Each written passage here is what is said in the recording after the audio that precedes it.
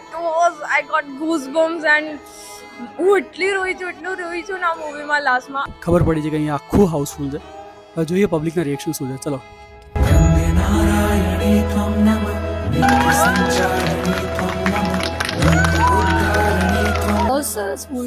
Very nice movie. It's a superb movie. Thank you so much for making this type of movies in Gujarati.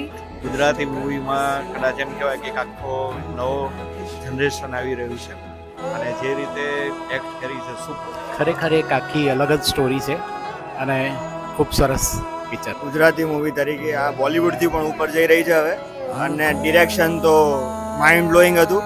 सच में बहुत emotional कर दिया था last में तो सुपर. और ये मूवी तो बहुत ही मस्त थी. Thank you so much.